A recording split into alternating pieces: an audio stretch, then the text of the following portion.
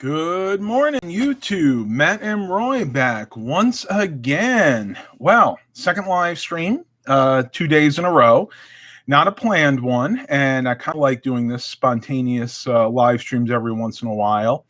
We'll give everybody a couple of minutes to get here. I do need to go shopping this afternoon, heading down to Virginia Beach, mainly to pick up some computer components, namely monitors, to pair with those 40 towers that I got a few weeks ago. Got my coffee this morning. Love this stuff. Maxwell House, max caffeine, 1.75 times the normal amount of caffeine you would get in an average cup of coffee. I have 2 of these every morning. Gets me going, gets me pumped and ready to get my day started. Paired with a double insulated mug is an absolute must for me in the morning. All right, so we got one person here. I wasn't sure because a lot of you keep telling me that because you're not in the United States of America, that you want me to do these live streams at different times. So I'm trying this one at 9:30 in the morning here. So hopefully it's more convenient for some of you folks that are out of the country. But what I want to talk about, living life in the fast lane. And what I mean by that specifically is upgrading your computers with solid state drive, solid state memory. I'm going to read a few facts here about solid state hard drives. Number one, SSDs help reduce energy costs and support the green data center. Basically, what this boils down to is SSDs don't have any moving parts. It's solid state memory, similar to what you have in your phone. Therefore, there are no platters, there's no stepper motor, there's nothing that actually has to physically turn and spin at either 7,200 or 5,400 RPMs. Therefore, SSDs use drastically less power than the conventional hard drive counterparts. I was just turning my gain down a little bit.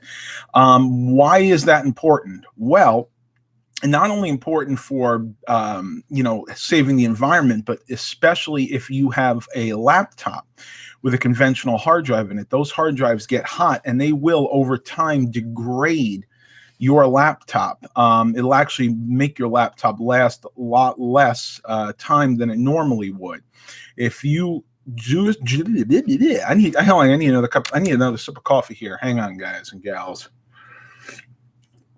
If you replace that conventional hard drive in your laptop with a solid state drive, on average, you will drastically improve the longevity of your laptop, usually in the 30 to 40% range. And again, just because solid state hard drives don't use heat, don't actually use a lot of energy, therefore they don't expel a lot of heat, and therefore your system is going to last longer. The cooler it runs, the more efficient it runs. It doesn't taxi things like the CPU, the memory, the motherboard, and things like that.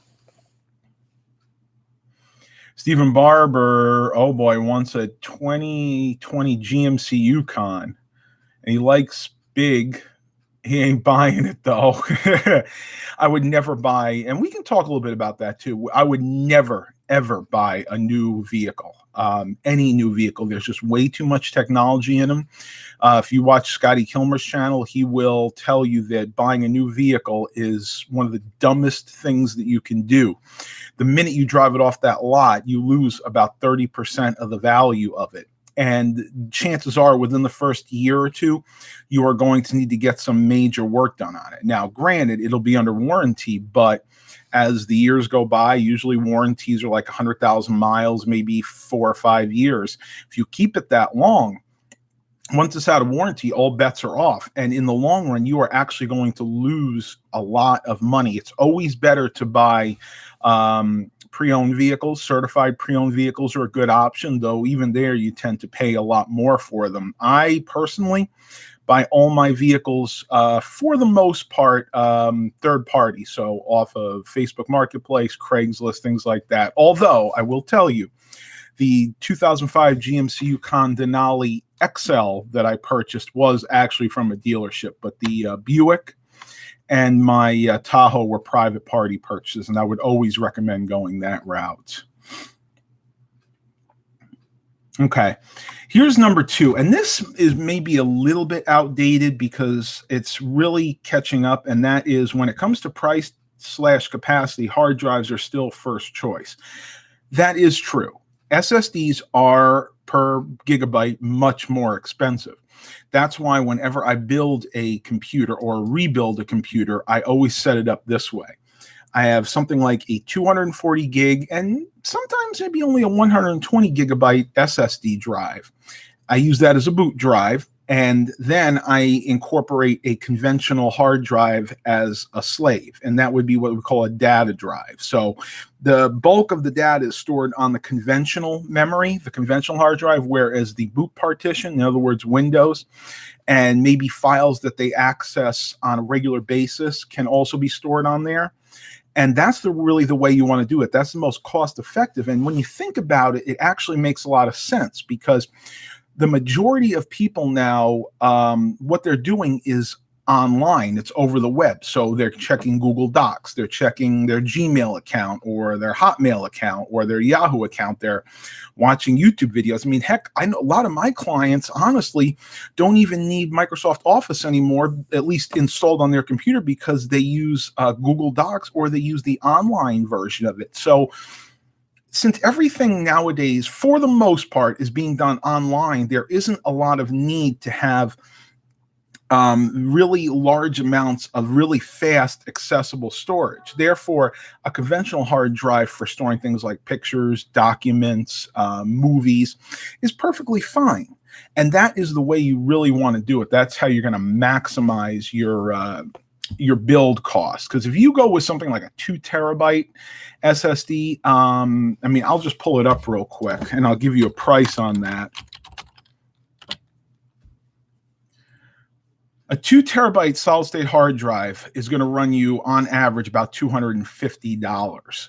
Whereas a 2 terabyte regular hard drive, I mean, I've seen them as cheap as like $89.99 brand new. So again, that's going to be your best bet.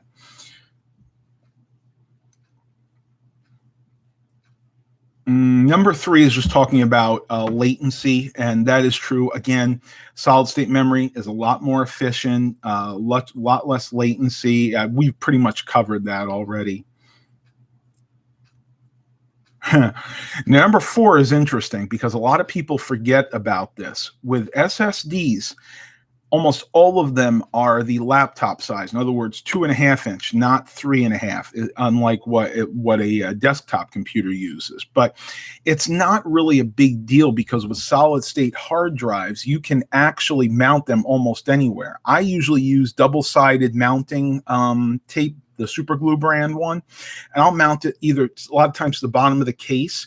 You can also mount it on the top of the power supply. A lot of my ultra small form factor Dell Optiplexes have a fan right next to the power supply and one that's actually incorporated in the power supply. So it makes sense to mount it there because you always have cool air blowing over it, even though they don't really get that hot. So yes, that absolutely makes sense.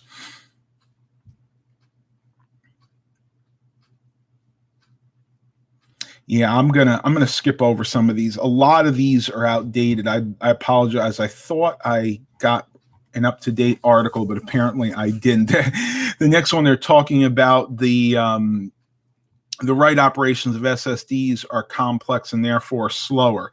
That was only true when SSDs first came out. Now with NVMe RAM and the new SATA, SATA 4 controllers, that's no longer an issue. And SSDs are faster almost across the board.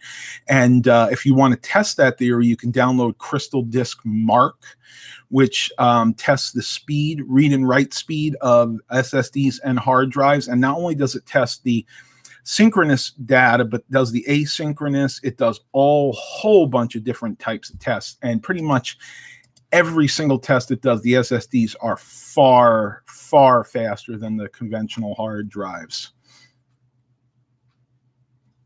All right, everybody. So that's kind of what I want to talk about. I'm not going to do this one for too long. We only have 3 watchers right now. I may wind up redoing this live stream at a later time.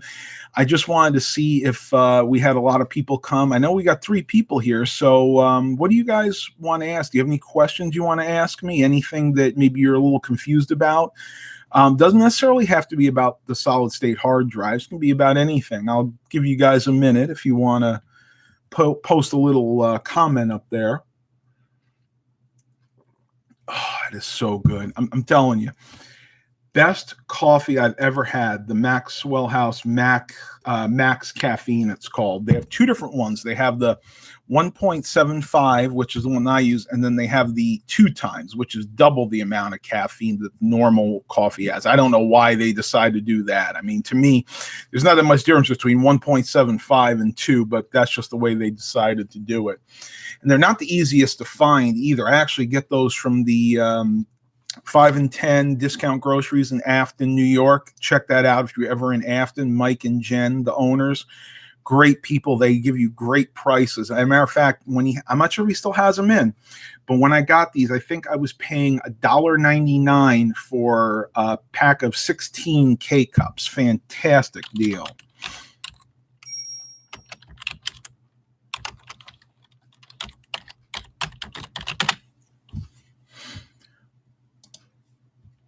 And just to give you a comparison, the Max Boost on Keurig's site is called Maxwell House Max Boost, 1.75 times more caffeine for the 18 count. It was an 18 count. I'm sorry, 18, not 16. Sells for $11.49. So that is a significant savings if you can visit Mike and Jen at the 5 and 10 discount groceries in Afton, New York. I was almost going to say Afton, Virginia. I did one time before, but coffee definitely helps. All right, everybody, I'm ending live stream here. I hope you guys and gals had a great day. I'm sure a bunch of you are going to see this in post-production. Please continue to like and subscribe. And as always, have a blessed day, everybody.